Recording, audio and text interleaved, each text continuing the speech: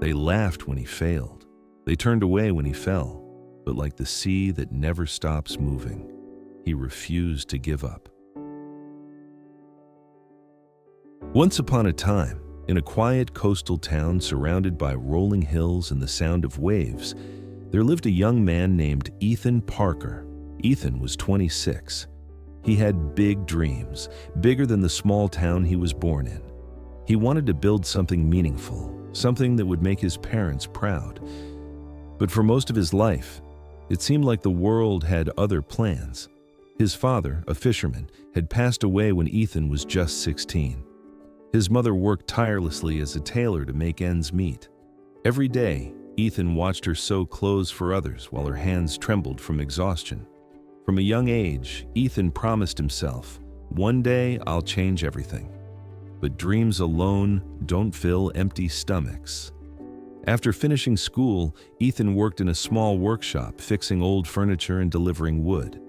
He tried starting small ventures, a bicycle repair shop, a local delivery service, even selling handcrafted lamps, but each one failed, one after another. The townspeople started whispering behind his back, "Poor boy, he keeps trying but nothing works. He should stop dreaming." Not everyone is meant to succeed. Each word pierced him like a blade, but he smiled and kept going.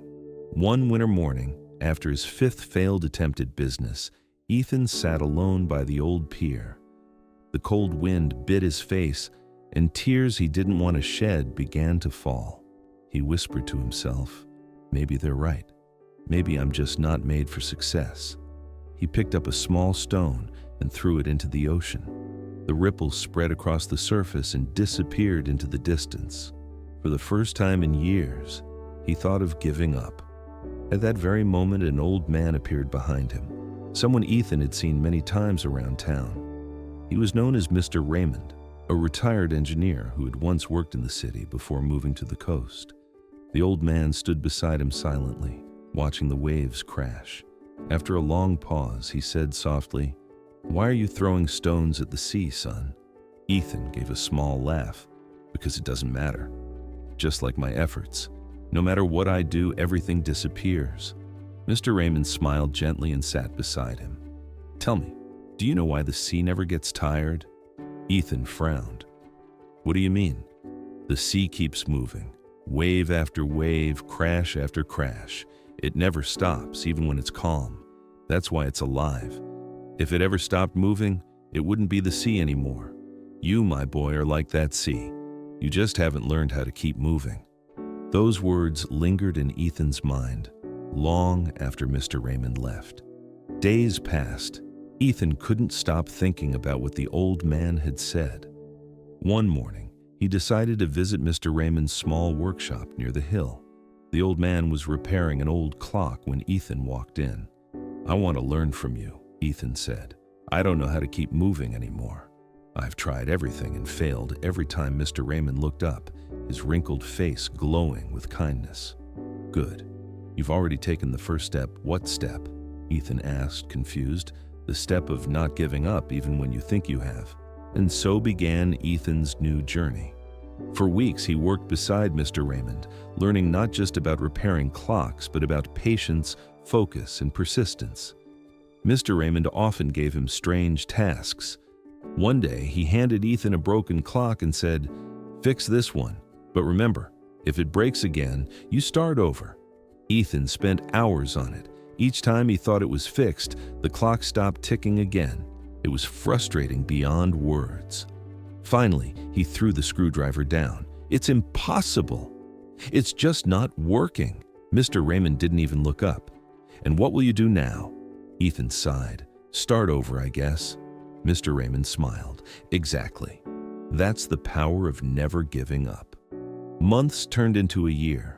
Slowly, Ethan started seeing changes in himself. His patience grew, his focus sharpened. One evening, as the golden sun dipped into the horizon, Mr. Raymond called Ethan outside. He pointed toward the ocean and said, "You've learned how to fix clocks. But do you know how to fix time?" Ethan laughed. "No one can do that." The old man smiled. "You can, by how you use it. Don't waste it worrying about what's gone or what's yet to come. Use the time you have now. That's where change happens. That night, Ethan couldn't sleep. He sat by the window, watching the moonlight shimmer on the water, and whispered, "I won't give up." Not this time inspired, Ethan started a small idea. He began repairing old clocks and watches from the town. But this time, he didn't focus on money. He focused on doing it right. At first, people came slowly. One customer, then 2, then 10. His little shop began to fill with life again. The soft ticking of clocks, the smell of old wood, the laughter of returning customers. One day, a traveler from the nearby city stopped by his shop. He was fascinated by the antique clocks Ethan had restored. "These are beautiful," the man said. "Would you be interested in selling them in my city shop?" Ethan's eyes widened. "Really? You'd do that?" The traveler smiled. "People love things made with patience and heart, and I can see both in your work." That small deal became the turning point. Soon, Ethan's handcrafted clocks began selling in the city. People admired not just their design, but the story behind them, the story of a young man who refused to give up. Years passed. Ethan's small workshop had grown into a well-known brand called Second Chance. It wasn't just a shop. It was a message that everyone deserves a second chance. Every dream deserves another try. One evening, as Ethan was closing up, he saw Mr. Raymond standing at the door. He looked older now, his steps slower. Ethan rushed to him. "Sir, it's been years. You taught me everything. Look at this. It's all because of you." Mr. Raymond smiled softly. "No, Ethan, it's because you never gave up." He looked around at the ticking clocks and said, "You see, time rewards those who respect it." Ethan felt his eyes fill with tears. "I wish my father could see this." The old man patted his shoulder. "He does, son. Every time you keep moving forward, he smiles from wherever he is." That night, Ethan wrote a small note and placed it by the window of his workshop. It said, "Life will test you again and again. It will knock you down, break your plans, and laugh at your dreams. But remember, giving up is the only way to truly fail. Keep moving, even if you take just one small step each day. Because one day, when you look back, you'll realize those small steps built your greatest victory." 10 years later, Ethan had become an inspiration to countless young dreamers. His story spread across towns, cities, and even countries. But what truly made him proud wasn't his success. It was the people he helped along the way. He had started a small foundation that trained young people who had failed in school or business, teaching them how to rebuild, how to believe, how to never give up. One evening, a boy about 18 walked into his workshop. His eyes were full of hopelessness, the same eyes Ethan once had. He said softly, "Sir, I've failed so many times. I don't think I can try again." Ethan smiled, took a small clock from his desk, and handed it to the boy. "This clock stopped working years ago," he said. "I could have thrown it away, but I didn't. I kept fixing it until it started ticking again. Do you know why?" The boy shook his head. "Because I believed it still had life inside it, just waiting for another chance. You're the same. Don't throw yourself away. Keep fixing yourself until you start ticking again." The boy's eyes filled with tears. He nodded, holding the clock tightly in his hands.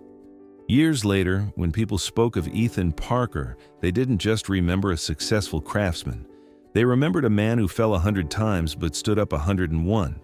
They remembered how he turned his failures into lessons, his pain into strength, and his journey into hope for others. And whenever someone in that little coastal town felt like giving up, they would walk down to the pier where the waves still crashed endlessly and whisper to themselves, "Be like the sea. Keep moving. Never stop. Never give up." So if life ever feels too heavy, remember Ethan's story. Success doesn't come to those who never fail. It comes to those who never quit. Thank you for watching. If this story touched your heart, share it with someone who needs to hear it today. And remember, storms don't last forever, but strong hearts do.